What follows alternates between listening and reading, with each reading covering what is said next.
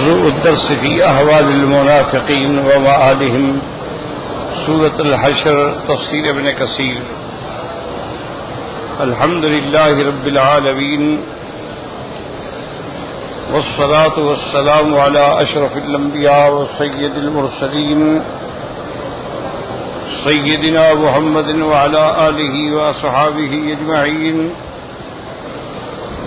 اللهم صل على سيدنا محمد وعلى آل سيدنا محمد كما صليت على إبراهيم وعلى آل إبراهيم في العالمين إنك حميد مجيد. أعوذ بالله من الشيطان الرجيم. بسم الله الرحمن الرحيم. ألم تر إلى الذين نافقوا يقولون لإخوانهم الذين كفروا من أهل الكتاب لئن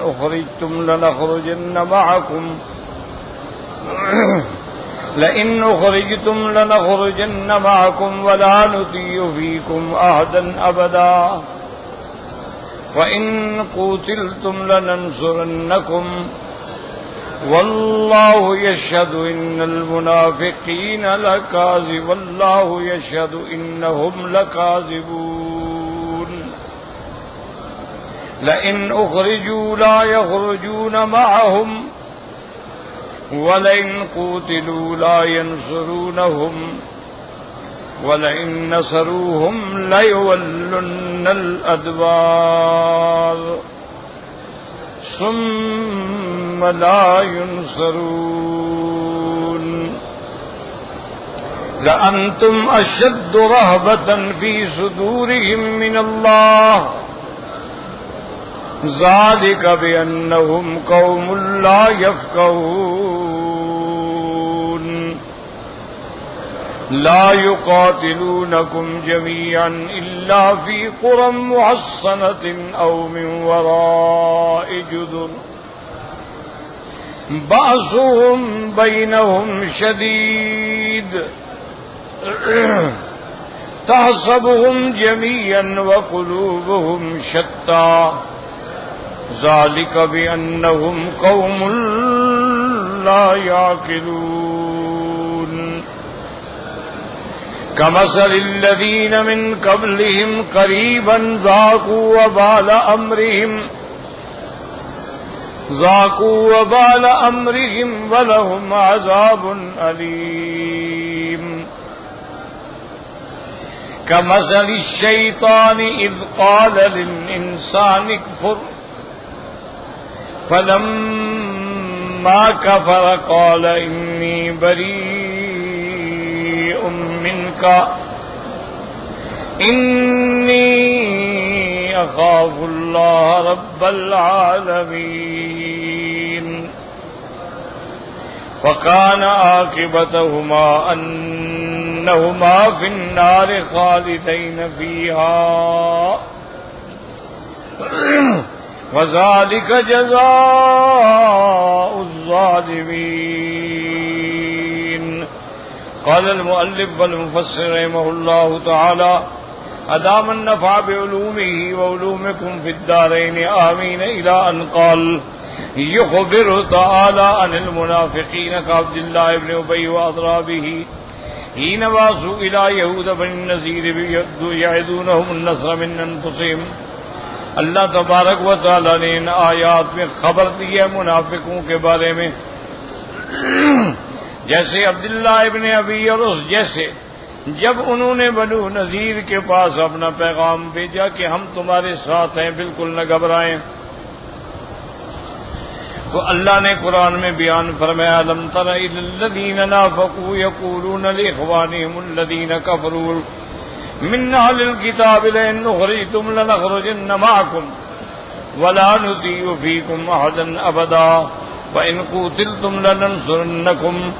قال تعالى والله يشهد إنهم لكاذبون أي لكاذبون فيما وعدوهم به إما لأنهم قالوا لهم قولا ومن نيتهم ألا يفوا لهم به وَإِمَّا لِأَنَّهُمْ لَا يَقَعُ مِنْهُمُ الَّذِينَ قَالُوهُ وَلِهَذَا قَالَ تَعَالَى وَلَئِنْ قُوتِلُوا لَا يَنْصُرُونَهُمْ۔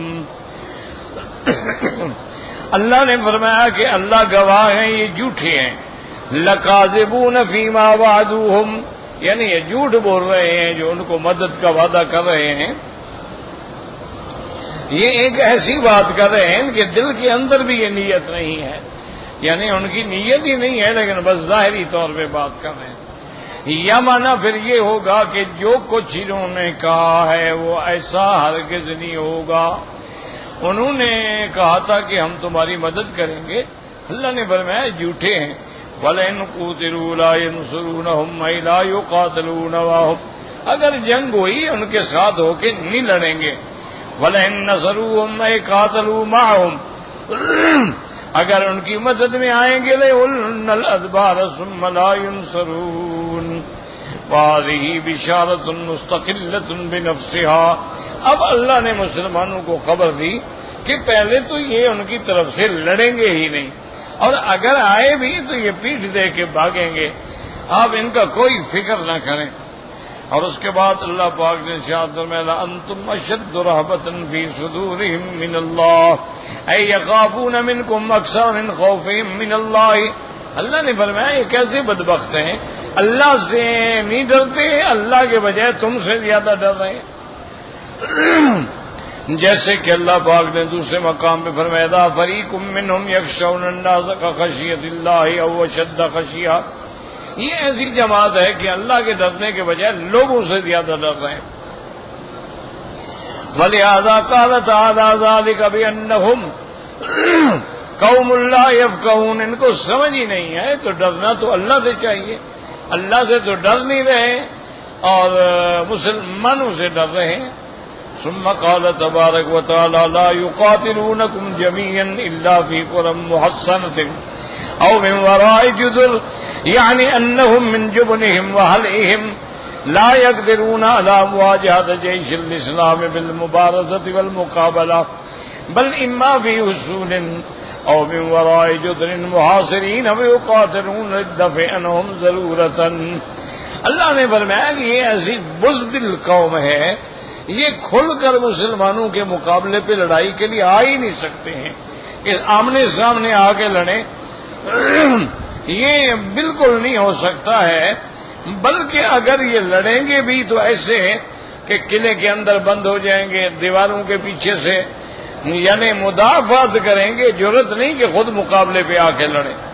ثم قال تبارک وتعالی باسهم بینہم شدید ای عداوتهم فیما بینہم شدیدۃ، ان کے آپس میں بھی بڑی دشمنیاں ہیں، یہ تو مسلمانوں کو دکھانے کے لیے اکٹھے ہو جاتے ہیں۔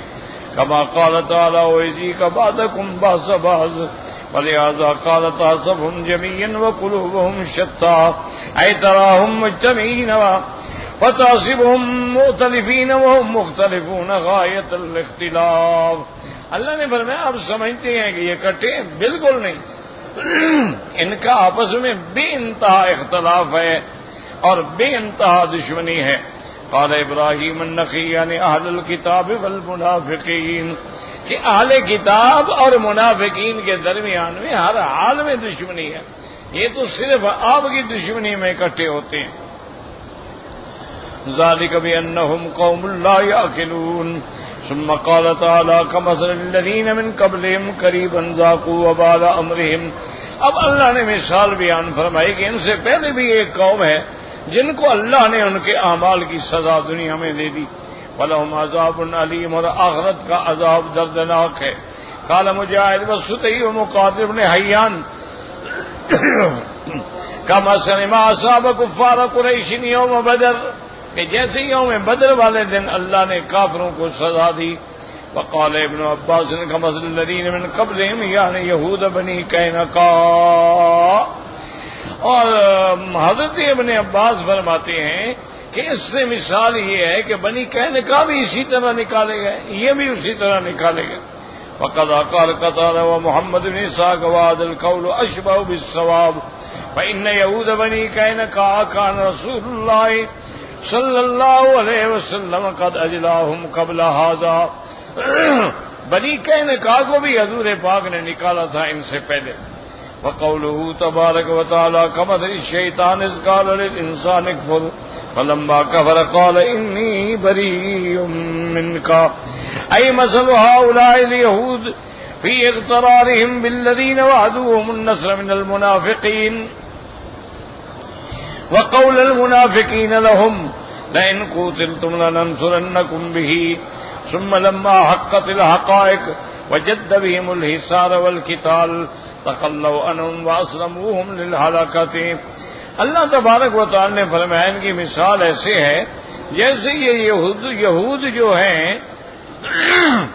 اور منافقین ایک دوسرے کو دھوکہ دے رہے ہیں، لیکن جب حقیقت کھل گئی، حصار مضبوط ہو گیا، منافقین الگ رہ گئے اور ان کو برباد ہونے کے لیے چھوڑ دیا. مثالوں ان کی مثال ایسی ہے کمثل الشیطان اذ قال اذ سول للانسان کہ شیطان جو ہے آدمی کو گمراہ کرتا ہے. العیاذ باللہ واذا دخل فیما سوله له تبرأ منه وتنصر وقال انی اخاف اللہ رب العالمین. اور جب انسان کو کفر میں ڈال دیتا ہے اور آدمی کافر بن جاتا ہے، کہتا ہے بھائی تم جانو تمہارا کام جانے، میں تو اللہ سے ڈرتا ہوں، میرا تمہارا کوئی تعلق نہیں. وقد ذکر بعض ہنا قصۃ لبنی اسرائیل لبعض بنی اسرائیل ہی کل مثال لهذا المثل لا ان المراد ذواتها بالمثل بل هي منهما غیرها من الوقائع المشاکلۃ له. یعنی ایسی کئی مثالیں ہیں کہ شیطان آدمی کو ابھارتا ہے اور جب آدمی گناہ میں پڑ جاتا ہے کہتے یار تم جانو تمہارا کام جانے، میں تو اللہ سے ڈرتا ہوں.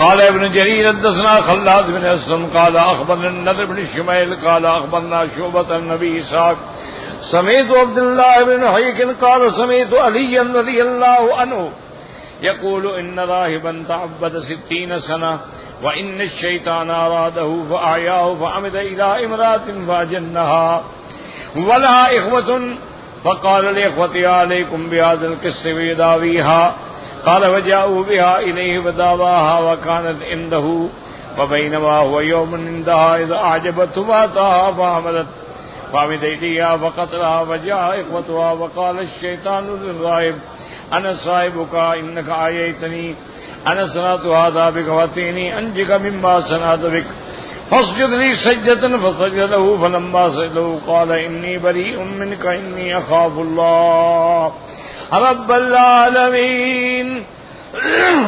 حضرت علی رضی اللہ تعالی عنہ نے ذکر فرمایا ہے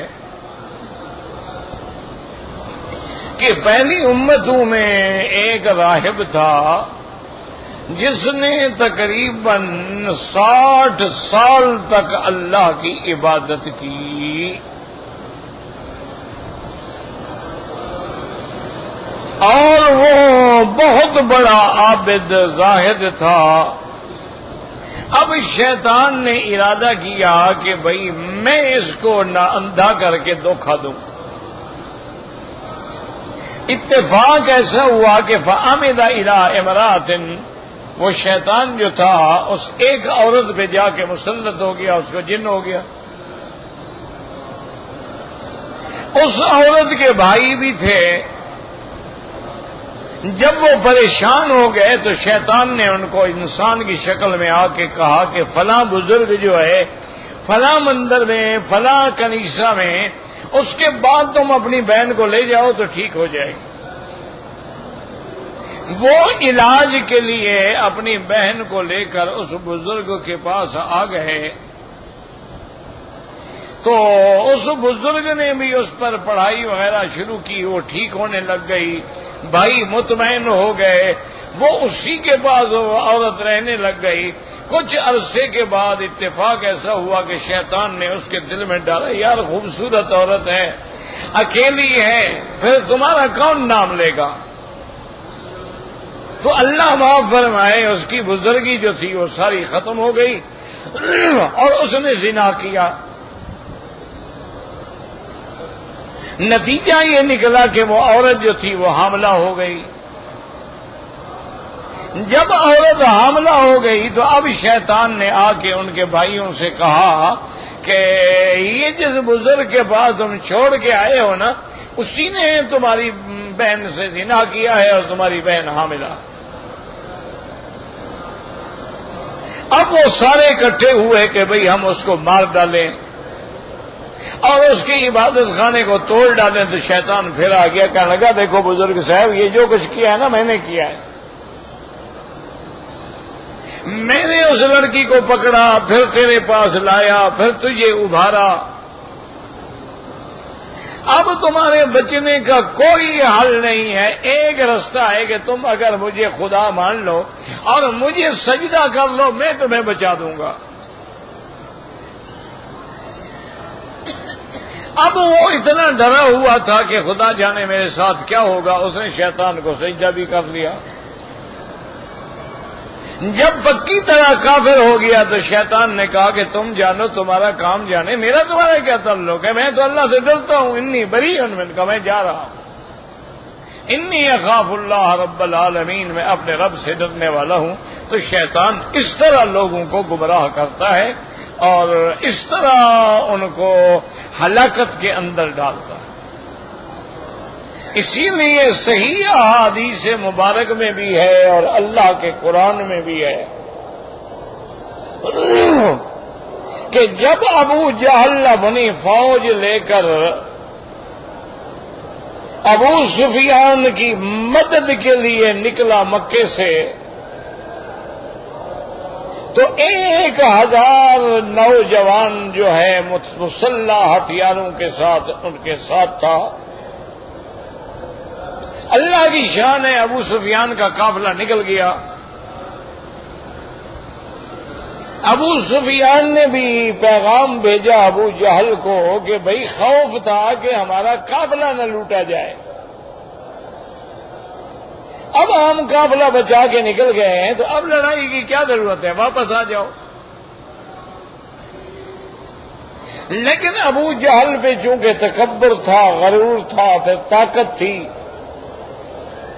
اس نے کہا کہ نہیں، ہم تو ہر حال میں لڑیں گے۔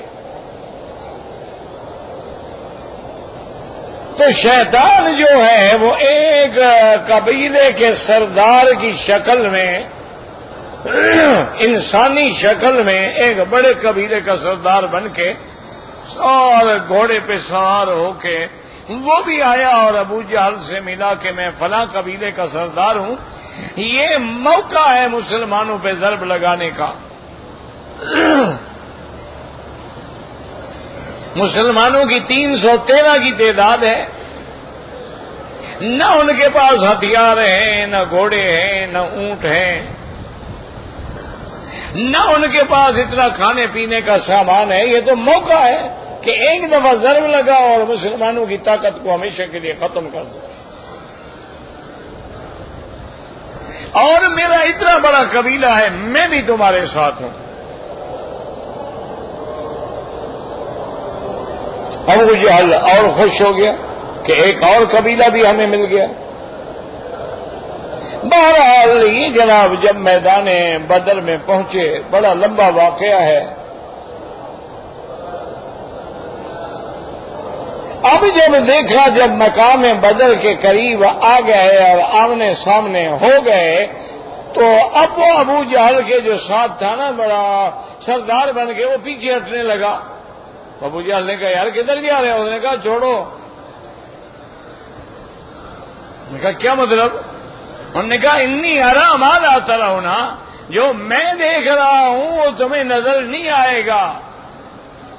انی اخاف اللہ، میں اللہ سے ڈرتا ہوں، میں نہیں لڑتا ان کے ساتھ۔ تو شیطان پیچھے ہٹ کے بھاگ گیا، ابو جہل کو پکا کر گیا اور خود جو تھا بھاگ گیا۔ تو یہ شیطان کا قاعدہ ہے کہ ہمیشہ ہر بندے کو رشوت میں، زنا میں، قتل میں، ڈاکے میں، چوری میں الجھاتا ہے، اور جب آدمی پھنس جاتا ہے پھر کہتا ہے انی بری من کا، میرا تمہارا کیا ہے بھائی، میرا تو کوئی تعلق نہیں۔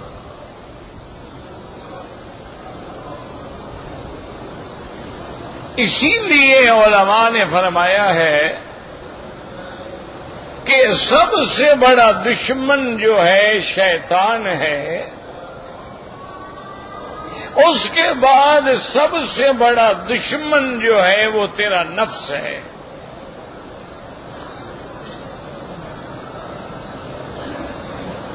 نفس جو ہے اس کے بارے میں اللہ کے قرآن میں ہے وَمَا أُبَرِّئُ نَفْسِي إِنَّ النَّفْسَ لَأَمَّارَةٌ بِالسُّوءِ ان النفس جملہ اسمیہ ان کے ساتھ ہے، لَأَمَّارَةٌ مانا نفس جو ہے انسان کو بہت زیادہ گناہ میں کہنے کا عمل کرنے والا ہے۔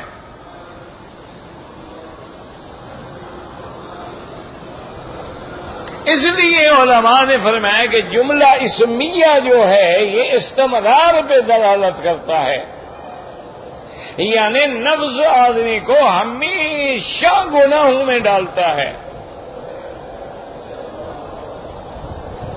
اور اسی لیے علماء نے کہا کہ السو جو ہے الف لام جو آیا ہے وہ جنس کے لیے ہے، یعنی ہر قسم کے گناہوں میں ڈالتا ہے۔ اب جب یہ قرآن کی آیت اتری تھی اس زمانے میں تو یہ فلمیں وغیرہ نہیں تھی نا، مانا اس زمانے میں جو گناہ تھے یا بعد میں آئیں گے یا قیامت تک آئیں گے، آدمی کا نفس اسی میں اس کو الجھاتا ہے۔ الا ما رحم ربی ان ربی لغفور الرحیم، ہاں وہ لوگ جن پہ اللہ کا رحم ہو گیا، اللہ کی رحمت سے وہ اپنے نفس کے دھوکے سے بچ سکتے ہیں۔ اسی طرح حضرت حسن بصری رحمت اللہ علیہ نے لکھا ہے کہ ایک بندے نے کسی اللہ والے سے، اللہ کے ولی سے پوچھا کہ اگر دشمن کے تیروں کی بارش ہو رہی ہو اور آدمی اپنی جان کو بچانا چاہے تو کیا کرے؟ انہوں نے کہا وہ تیر والے کے ساتھ جا کے کھڑا ہو جائے۔ انہوں نے کہا کیا مطلب؟ انہوں نے کہا تیر تو ادھر جا رہے ہیں، یا اس کے ساتھ کھڑا ہوگا اس کو تھوڑا تیر لگے گا۔ تو معنی یہ تھا کہ جب تمہیں شیطان ابھارتا ہے گناہوں پر، اگر تم اللہ کے پاس آ گئے تو بچ گئے، ورنہ دنیا کی کوئی طاقت تمہیں نہیں بچا سکتی۔ اور اسی لیے حکم ہے کہ جب شیطان تمہیں اغوا کرے، دھوکے میں ڈالے، گناہوں پہ ابھارے تو کہو اعوذ باللہ من الشیطان الرجیم، کیونکہ شیطان ایسا دشمن ہے انہ یراکم هو وقبیلہ من حیث لا ترونہم، وہ تمہیں دیکھ سکتا ہے، تم شیطان کو نہیں دیکھ سکتے ہو۔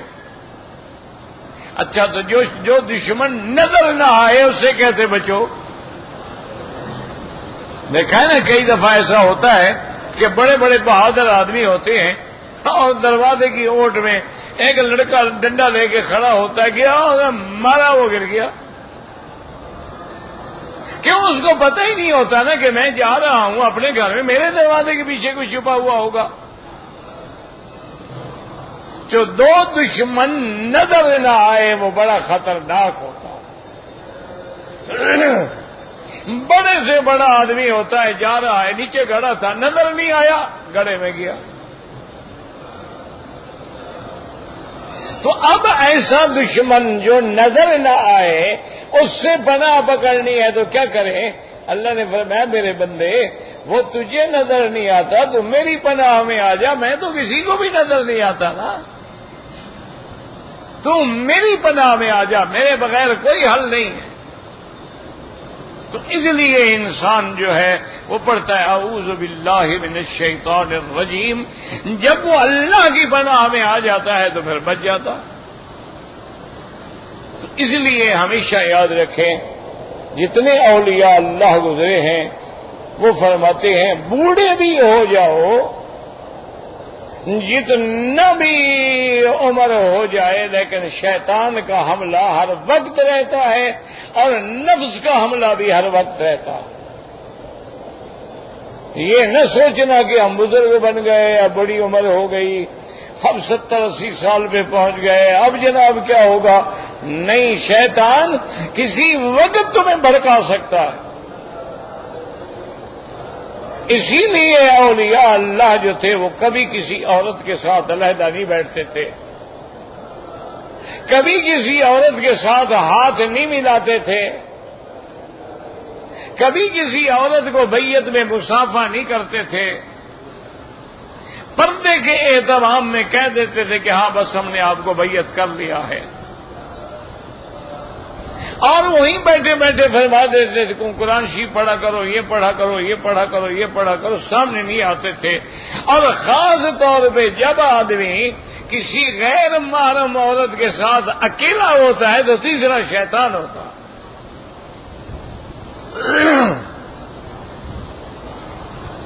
اور عربوں کا محاورہ ہے لکل حجرت اجرت، اور اسی طرح ان کا محاورہ ہوتا ہے لکل لقیت، ہر گری پڑی چیز کا بھی کوئی نہ کوئی اٹھانے والا ہوتا ہے۔ یہ نہ سمجھ لینا کہ وہ بوڑھی عورت ہے، میں بوڑھا عورت ہوں، وہ بوڑھی بوڑھے سے بھی شیطان جو ہے ایسا حملہ کرتا ہے، ایسا ان کو ابھارتا ہے کہ اس کا دماغ بھی کام نہیں کرتا۔ اور جب آدمی گناہ میں آ جاتا ہے کہتے ہیں انی بریء منک۔ اسی طرح قرآن پاک میں آتا ہے کہ قیامت والے دن جب شیطان بھی جہنم میں ہوگا، کافر بھی، مشرک بھی اور گناہگار بھی جہنم میں پڑے ہوں گے، تو سارے کہیں گے یار اس کو پکڑو، اسی نے تو برباد کیا ہے نا، چلو کم از کم آج اس کا تو رگڑا نکالو نا۔ جیسے قیدی جیل میں اکٹھے ہو جاتے ہیں نا، کسی قیدی کا رگڑا نکالنا ہو، سارے اکٹھے ہو جاتے ہیں، یار ہے اس کا تو رگڑا نکالو، یہ بڑا کرتا تھا، دنیا میں پکڑتا تھا، آج پھنس گیا ہے نا۔ تو جب شیطان کو پکڑنا چاہے گا تو ٹھہرو پہلے میری بات سن لو،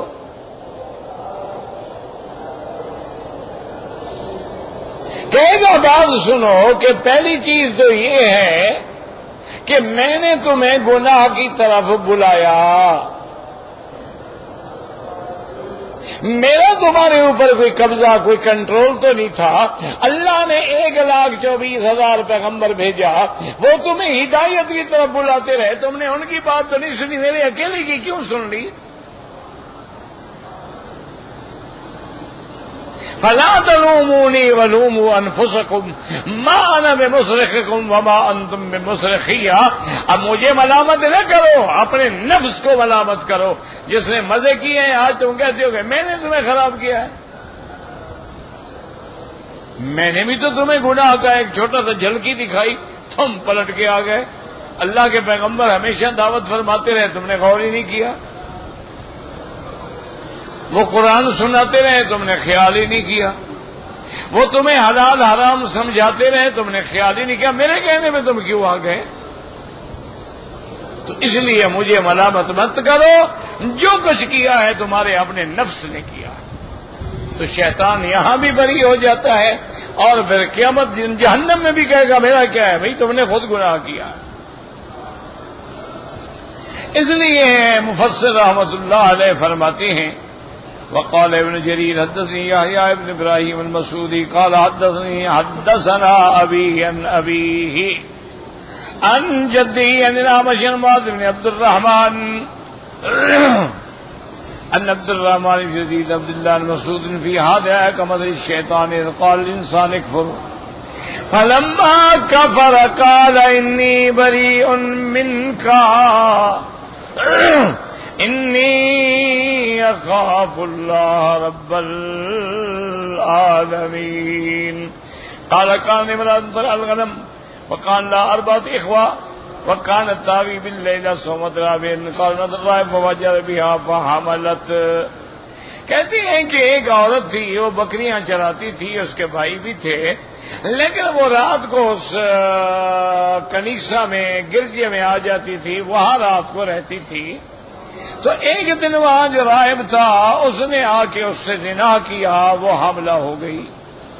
فاتح الشیطان وقال له اقتلها ثم ادفنها فإنك مصدق يسمع قولك فقد رأى ثم دفنها قال فات الشیطان اخوتها في المنام۔ اب جب زنا کر بیٹھا، عورت حاملہ ہو گئی، اب پریشان ہوا کہ کیا ہوگا، شیطان آیا، اس نے کہا پریشان کیوں ہوتے ہو، اس کو قتل کر دو، دفن کر دو، تمہاری بات کو کون جھٹلائے گا، تمہیں مجھے کیا پتا کہاں ہے۔ تو اس نے اس عورت کو قتل کر دیا اور اس کو دفن کر دیا۔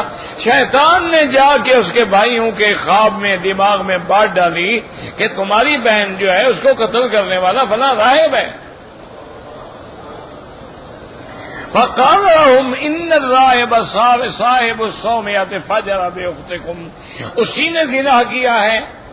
فلما احبلها، جب وہ حاملہ ہو گئی، قتلها، اس کو قتل کیا ہے، ثم دفنها فی مکان کذا و کذا، اور فلاں فلاں جگہ جا کے اس نے اس کو دفن کیا ہے، جا کے تلاش کرو۔ فلما اصبحوا قال منهم والله لقد رأيت البارحة رؤيا ما ادري اقص عليكم ام اترك، قالوا لا بل قص علينا، قال فقص وقال الاخر وانا والله لقد رأيت ذلك۔ ایک آدمی نے صبح بھائیوں میں سے کہا بھی رات میں نے خواب دیکھا ہے ایسا، دوسرے نے کہا یار میں نے بھی یہی خواب دیکھا ہے۔ فقال اغوانا واللہ ذلك قال وقالوا والله ما هذا الا شيء، انہوں نے کہا پھر یہ بات ہے کہ بات ضرور سچی ہے۔ فاستعدوا، اس کے بعد وہ تیار ہوئے۔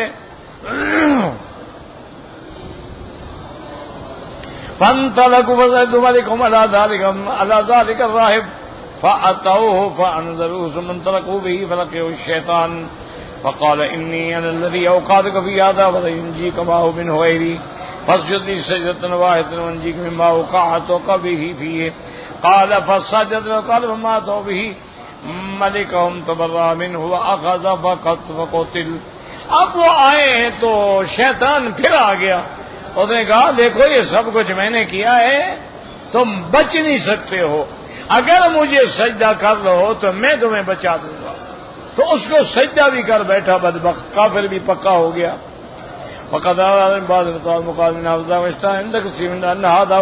برسیسا، کہتے ہیں اس کا نام برسیسا تھا، اللہ عالم۔ بہادر کے مخالو قصۃ جریج اتهمت امرأة بغى بنفسها ودعت ان حملها من ورثة امرأة الى ولي الامر فامر به فانزل من صومعته وخرب الصومعة يقول ما لكم قالوا يا عدو الله فعلت بهذه المرأة كذا وكذا، وقال جريج اصبروا ثم اخذ ابنها وهو صغير جدا ثم قال يا غلام ابو قال ابي الرأي وكانت قد امكنته من نفسها فعملت منه فلما راى ابن اسرائيل ذلك الزموه كلهم تعظيما بديعا وقال نعيد الصمد من ذاب قال لا بل عيدوها من تين كما كانت۔ علماء فرماتی ہیں کہ جو جریج کا قصہ ہے وہ الگ ہے۔ حضرت جریج جو تھے وہ بھی ایک بہت بڑے عابد تھے۔ ایک عورت نے نعوذ باللہ زنا کیا، الزام جریج پہ لگا دیا۔ اب جناب لوگ کٹھے ہو کے آ گئے، انہوں نے اس بیچارے کو اس کے عبادت خانے سے اتارا، اس کو مارا اور عبادت خانے کو بھی توڑ کے مٹی میں ملا دیا، اور وہ پوچھے مالا کو مارو، کیوں مار رہے ہو بتاؤ تو صحیح۔ آخر جب ان کا غصہ ٹھنڈا ہوا تو انہوں نے کہا کہ تم نے اس لڑکی سے زنا کیا ہے، حمل ہوا، یہ بچہ پیدا ہوا ہے، اب تم کہتے ہو میں نے کیا کیا ہے۔ وہ آگے آئے، انہوں نے کہا یا غلام ہو بچے بتاؤ، سیدھی بات بتاؤ، تمہاری ماں سے کس نے زنا کیا ہے؟ اس نے کہا فلاں چرواہے نے زنا کیا ہے، میں اس کا بیٹا ہوں۔ اب جناب سارے شرمندہ ہوئے، سب نے معافی مانگی حضرت جریج سے اور کہا کہ اگر اجازت دو تو ہم تمہارا گرجا جو ہے سونے کا بنا دیتے ہیں۔ انہوں نے کہا نہیں، سونے کا رہنے دو، بس مٹی کا ہی بنا دو۔ تو انہوں نے دوبارہ اس کو مٹی کا بنا کے دے دیا. تو اس طرح شیطان کے حملے ہوتے ہیں. وَقَانَ عَاقِبَتُهُمَا أَنَّهُمَا فِي النَّارِ خَالِدِينَ فِيهَا وَقَانَ عَاقِبَةُ الْكُفْرِ وَالْفَاحِشَةِ وَسِيرًا إِلَىٰ نَارِ جَهَنَّمَ خَالِدِينَ فِيهَا وَذَلِكَ جَزَاءُ الظَّالِمِينَ اے جزاء كُلِّ ظالم. اللہ نے فرمایا کہ نتیجہ یہ ہے کہ شیطان بھی اور جو اس کی پیروی کرنے والے ہیں قیامت میں جہنم میں ہوں گے، اور یہی ہر ظلم کرنے والے کا ٹھکانہ ہے. اللہم اجرنا من النار، اللہم اجرنا من النار، اللہم اجرنا من النار.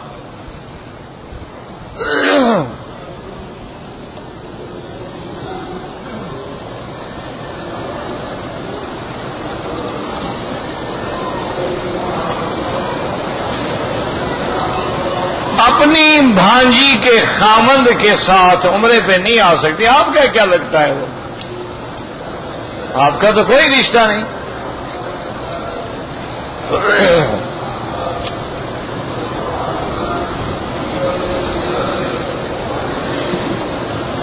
کہتے ہیں جی کہ امام شافعی رحمت اللہ علیہ کے نزدیک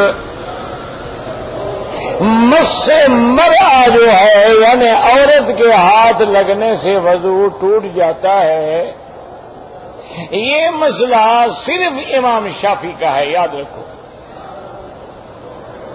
ان کے نزدیک مس المرأة ناقض للوضوء ہے، عورت کو ہاتھ بغیر کپڑے کے لگ جائے تو وضو ٹوٹ جاتا ہے. لیکن ائمہ ثلاثہ فرماتے ہیں کہ وضو نہیں ٹوٹتا.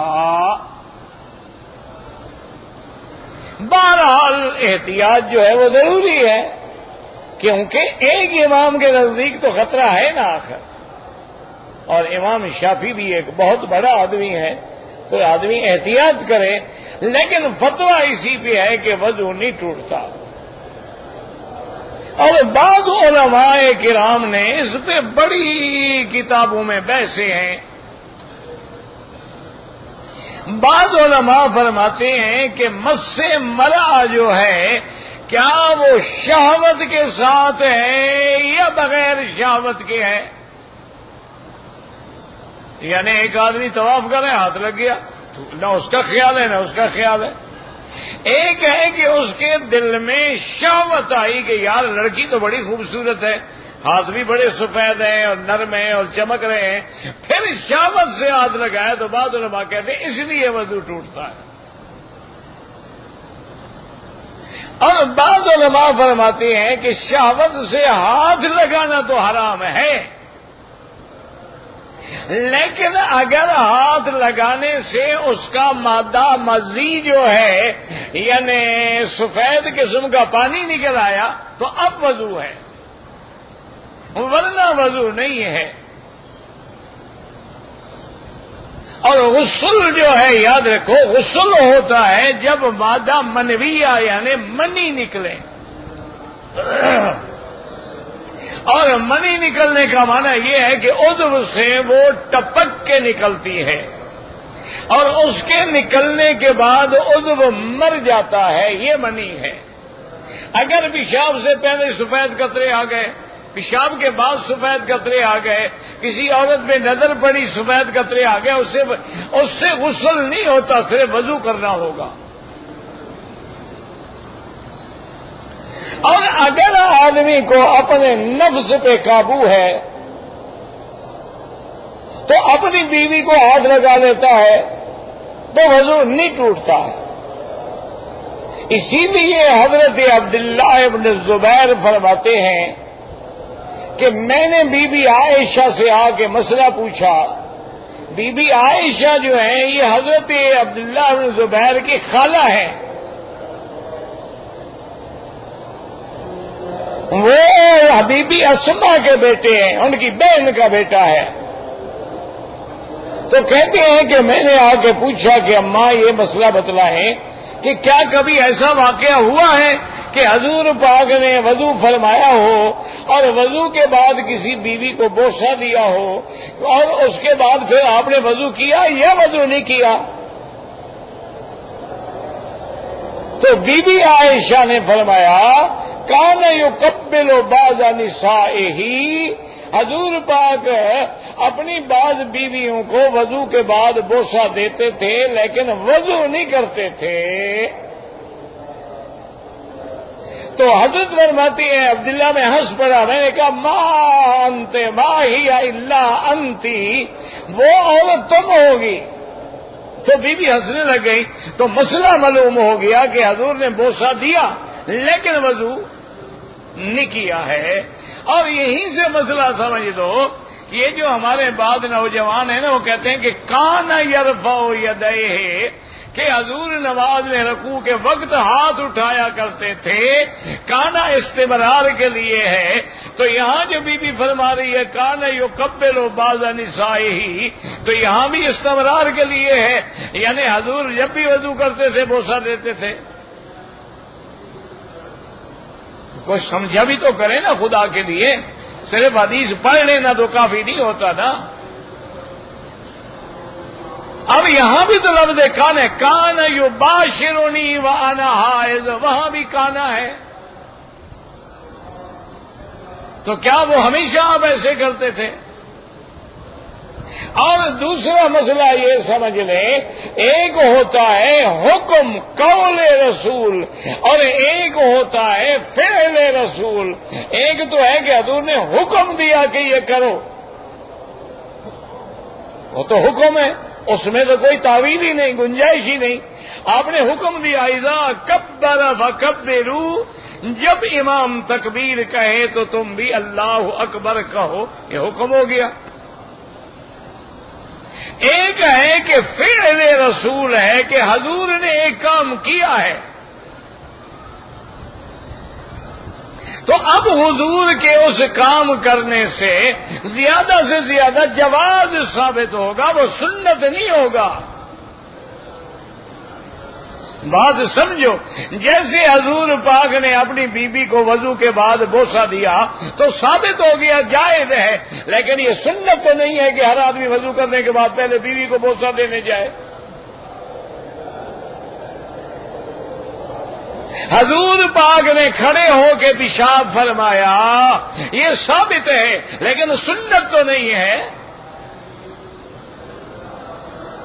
تو اگر کوئی فعل ثابت ہے دیکھنا پڑے گا کہ اس پہ استمرار و دوام ہے یا نہیں ہے. جب تک استمرار و دوام نہیں ہوگا وہ سنت نہیں ہوگا. لہذا بہرحال عورت کے ہاتھ لگنے سے وضو نہیں ٹوٹتا, لیکن احتیاط کیا کریں. امام شافعی کے جو مقلد ہیں وہ ہمیشہ اپنے ہاتھوں میں دستانہ رکھ لیتے ہیں, کپڑا رکھ لیتے ہیں, تاکہ اگر اتفاق سے ہاتھ لگ بھی جائے رش ہے تو ان کا وضو نہ ٹوٹے. احتیاط اسی میں ہے.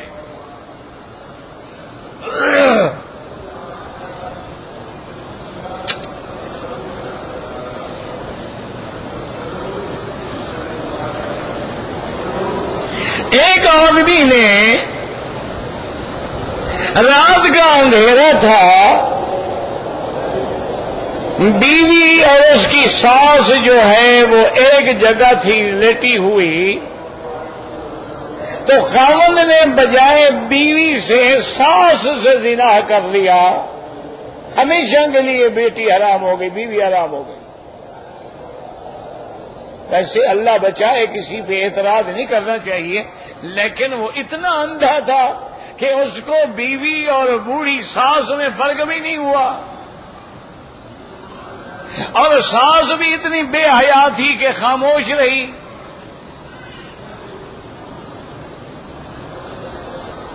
بہرحال اگر ایسا ہوا ہے, زنا تو بڑی بات ہے, شہوت سے ہاتھ بھی لگا دے تو بیوی حرام ہو جاتی ہے.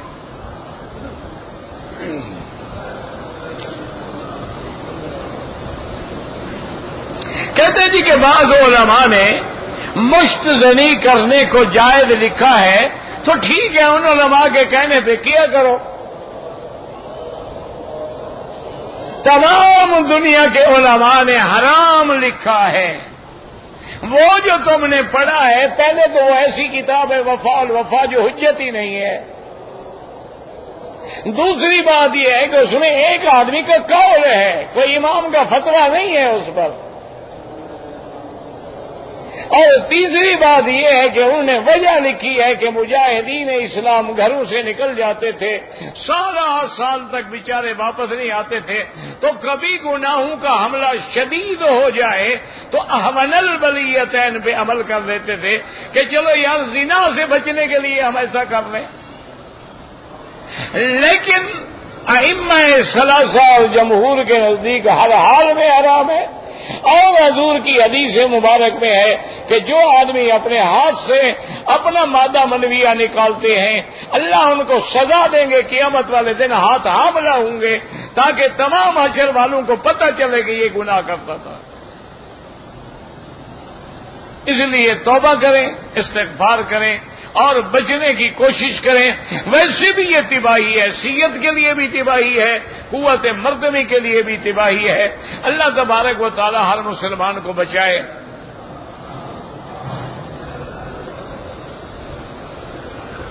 کہتے ہیں جی کہ امام مالک نے وسیلے کے بارے میں شرح مواہب میں لکھا ہے، مواہب تو کتاب ہی ایسی ہے جس کا اعتبار ہی کوئی نہیں۔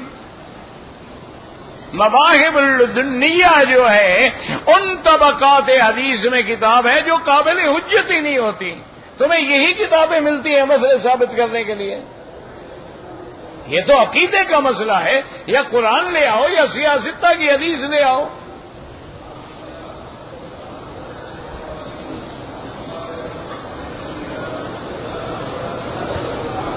سفید قطروں سے پتہ نہیں کون سے سفید کپڑے، یعنی مرضی کے کپڑا نہیں پلیت ہوتا، ویسے بہتر ہے کہ دھو ڈالو۔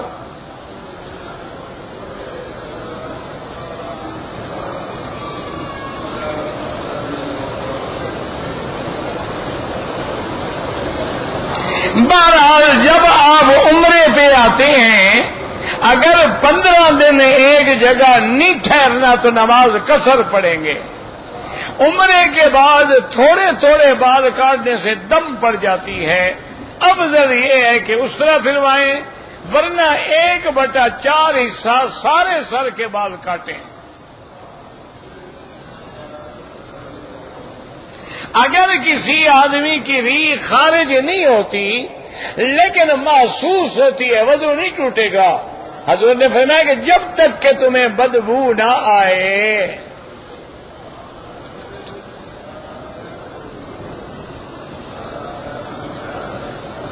کہتے جی کہ یہ کہنا کہ مولویوں نے اور پیروں نے دین خراب کیا ہے، عوام پہ اس کا بڑا غلط اثر پڑتا ہے، تو عوام کے کوئی اچھا اثر بھی پڑتا ہے کسی بات کا؟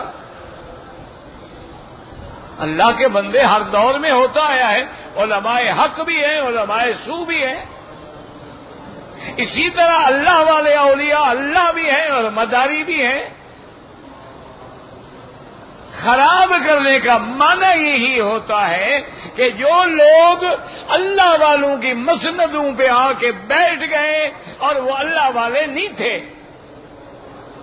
زاغوں کے تصرف میں عقابوں کے نشے بن، میراث میں آئی ہے انہیں مسند ارشاد، اور جو لوگ زبردستی مولوی بن گئے، بال بڑھا لیے، پگڑی پہن لی، ماشاءاللہ جبے کلے اوڑھ لیے، آتا واتا کچھ نہیں، لوگ سمجھتے ہیں مولوی ہے، لوگوں کو گمراہ کر رہے ہیں۔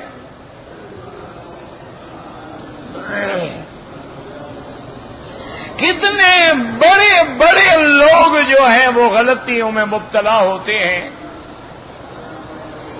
اب آپ دیکھیں کہ کتنا درود تاج جو ہے کتنا مشہور ہے۔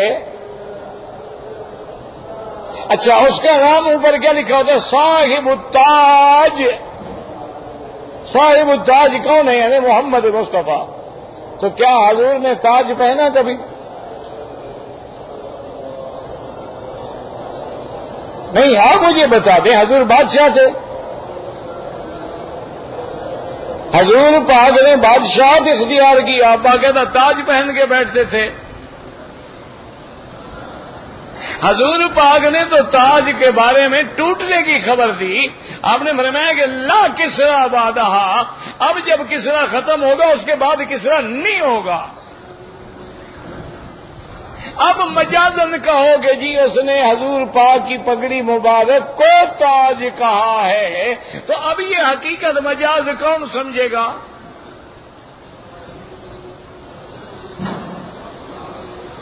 اچھا آگے جا کے لکھتا ہے یا ایھا المشتاقون بنور جمالہ، اللہ عالم، اس بیچارے کو پتہ نہیں عربی بھی نہیں آتی تھی،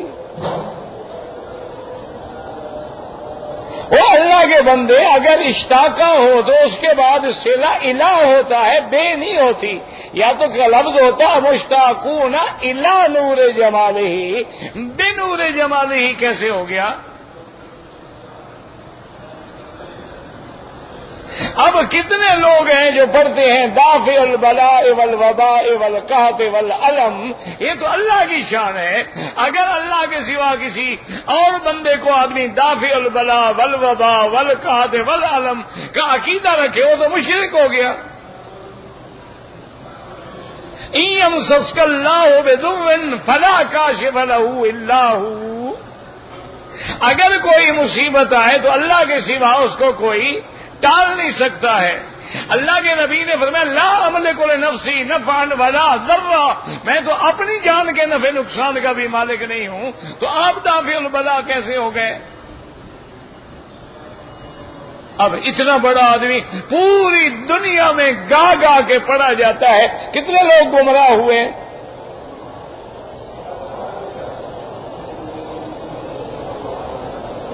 اب یہ کہے گی کہ وہ حقیقی مراد نہیں تھا بلکہ مجازی مراد تھا، تو اب یہ حقیقت اور مجاز کے پردے جو ہیں ایک عام آدمی کیسے سمجھے گا؟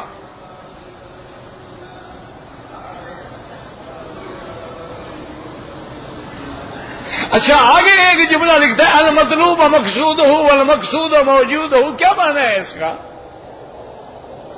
یہ تو کلامی لغو ہے، اتنا بڑا آدمی کیا لکھ رہا ہے؟ تو اسی لیے یاد رکھیں کہ جب پیر یا مولوی غلطی کرتا ہے تو لاکھوں بندے گمراہ ہو جاتے ہیں۔ اسی لیے حضرت محمد علی جوہر رحمت اللہ علیہ، جن کو دنیا علی برادران کے نام سے جانتی ہے، وہ فرماتے تھے کہ میرا بس چلے تو میں عطا اللہ شاہ بخاری کو تقریر سے بند کر دوں۔ لوگوں نے کہا حضرت کیوں؟ پر میں ایسا آدمی خدا نہ خواستہ بھٹک گیا تو کروڑوں لوگ گمراہ ہو جائیں گے۔ تو میرا بھائی یہ نہیں ہوتا کہ مولوی اچھے بھی ہیں، پیر اچھے بھی ہیں جن کی وجہ سے یہ دین پھیل رہا ہے، لیکن ان کا نام لے کر آج جو ڈاکو بیٹھے ہوئے ہیں، جو ٹی وی پہ بیٹھے ہوئے ہیں، ایک منٹ میں آنکھیں بند کر کے استخارے کر رہے ہیں، یہ کہاں کے مولوی ہیں؟ حضور فرماتے ہیں استخارہ 1 رات 2 رات 3 رات 4 رات 5 رات 6 رات 7 رات تک کرو، اور یہ 1 منٹ میں دیکھ لیتا ہے۔ اور اسی طرح یاد رکھو، جو آدمی تم سے پوچھے نہ کہو توید لینا ہے، وہ کہے اپنا نام بتاؤ اور ماں کا نام بتاؤ، سمجھ جانا کہ یہ ساحر ہے، یہ عالم نہیں ہے۔ اگر باپ کا نام پوچھے گا تو وہ عالم ہے۔ مام کا نام ہمیشہ وہ پوچھتے ہیں جو منجم ہیں، جو جادوگر ہیں، جو اصحاب فلکیات ہیں، جو علم العادات سے باز کرتے ہیں۔ تو ایسے نہیں ہے کہ بس کہہ دینا اللہ کے بندے دعا کرو۔ میرا تو اب بھی ایمان ہے کہ اگر علماء اور صلحاء مولوی اور پیر پٹڑی پہ آ جائے تو ڈبے سارے خود بخود پٹڑی پہ آ جائیں گے۔ یہاں ایک بہت بڑے پیر صاحب تھے، اب تو فوت ہو گئے، اللہ ان کی قبر پہ رحمتیں کرے، بہت بڑی پاکستان میں ان کی گدی ہے۔ اچھا ان کے جو مرید ہیں نا وہ سارے کروڑوں پتی ہوتے ہیں اور سارے سودی کاروبار کرتے ہیں۔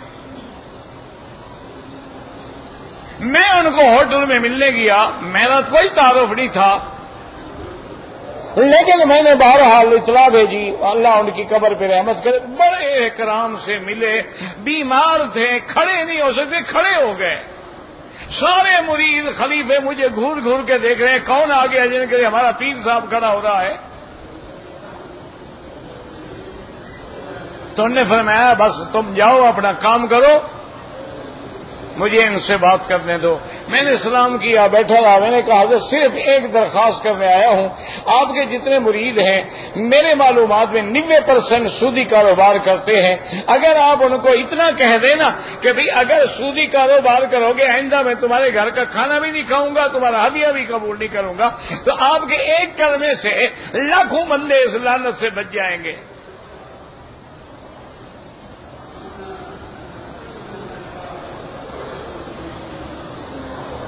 انہوں نے کہا حضرت آپ کہتے تو ٹھیک ہے لیکن کیا کریں، کیا مجبوری ہے؟ میں نے کہا جناب، میں نے کہا مجھے مجبوری تو بتائیں، آپ کو کیا کمی ہے؟ خدا نے کیا نہیں دیا آپ کو؟ اگر یہ مرید بھاگ جائیں گے دفع ہوں۔ اب جناب دیکھیں تمہارے مولویوں نے ایک راستہ نکالا ہے، پھر کہتے ہیں مولویوں کی میں مخالفت کرتا ہوں، مولوی میری برادری ہے نا، اپنی برادری کی مخالفت کرتا ہوں نا۔ انہوں نے کہا سود کھانا حرام ہے، دینا حرام نہیں۔ آؤ جناب، یہ مسئلہ مولوی نے نکالا کیسے نکالا؟ انہوں نے کہا قرآن کہتا ہے لا تاکلوا الربا، سود نہ کھاؤ، تو کھانا حرام ہے، دینا تو حرام ہی نہیں ہے۔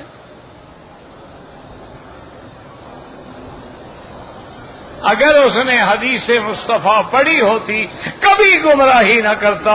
حضور نے فرمایا کھانے والے پہ بھی لعنت ہے، کھلانے والے پہ بھی لعنت ہے، دینے والے پہ بھی لعنت ہے، دلانے والے پہ بھی لعنت ہے، لکھنے والے پہ بھی لعنت ہے، لکھانے والے پہ بھی لعنت ہے، گواہی دینے والے پہ بھی لعنت ہے۔ اگر یہ حدیث پڑھی ہوتی ایمان سے کہیں لوگوں کو گمراہ کرتا ہوں۔ انا للہ و انا الیہ راجعون۔ بس دعا کرو اللہ ہمارے حال پہ رحم فرمائے، اللہ تمام دنیا میں جتنے علماء ہیں سب کی حفاظت فرمائے اور سب سے دین کا کام لیں، اور جو علماء کو بدنام کر رہے ہیں اللہ ان کے فتنوں سے محفوظ رکھیں۔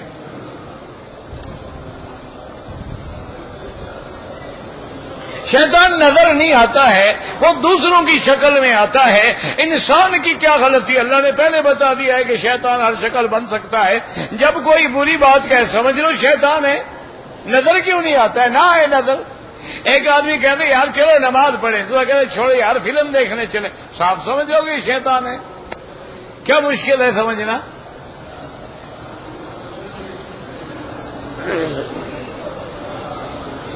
حجر اسود کو حضور پاک نے اپنے ہاتھوں سے رکھا تھا۔ یہ ساری زندگی رفع یدین والا مسئلہ جو ہے نا، مجھے ایک حدیث میں دکھا دیں، حدیث صحیح ہو۔ حدیثیں ہیں اس میں اس بات ہے، دوام اور بقا پہ ایک حدیث بھی صحیح نہیں ہے۔ اگر ہے اہلاً و سہلاً، ہمارے آنکھوں پہ جھگڑے کی کیا ضرورت ہے؟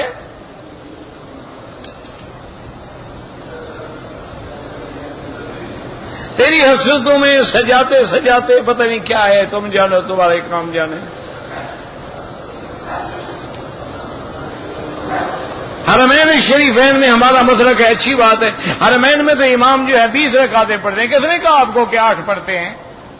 یہ اندھے ہیں سارے لوگ جو مکے مدینے میں آتے ہیں تراویح پڑھنے کے لیے۔ 20 پڑھی جاتی، امام 4 بدل جائیں تراویح کتنی پڑھی جاتی ہیں؟ یعنی مانا ہے امام دھوکہ دیتے ہیں، خود 10 پڑھتے ہیں تمہیں دھوکہ دیتے ہیں۔ انا للہ و انا الیہ راجعون۔ خدا کا خوف کرو ائمہ حرم پہ اعتراض کرنے سے۔ طلاق ثلاثہ تو جمہور امت کا فتویٰ ہے کہ 3 ہوتی ہیں۔ ویسے ایسا کرو ایک آدمی کو 3 تھپڑ مارو، کہو یار 1 ہے، کیا خیال ہے؟ تجربہ کر کے دیکھ لو۔ تھپڑ تو مارو 3 لیکن گنو 1، یہ تو وہی ہو گیا نا، تسلیس والا مسئلہ ہو گیا۔ بہرحال جمہور کے نزدیک 3 ہے، بعض علماء ایک مجلس میں اس کو 1 کہتے ہیں، وہ جانے اللہ جانے۔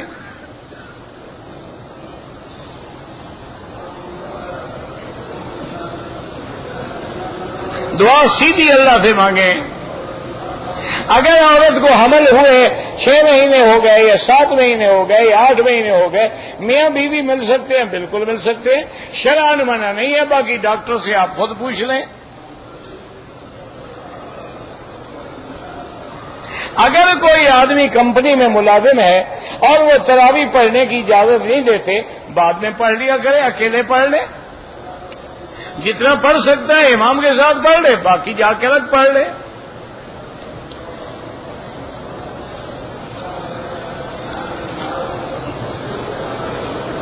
میدان عرفات میں حج کا احرام نہیں باندھا جا سکتا، حج کا احرام حد حرم سے باندھا جائے گا۔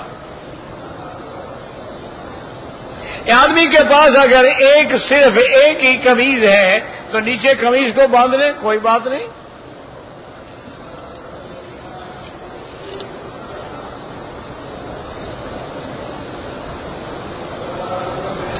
میرے والد نے حج کیا، 1 دن کنکری ماری، 2 دن کی کنکری نہیں ماری، اس کی 1 بکری دم ادا کریں۔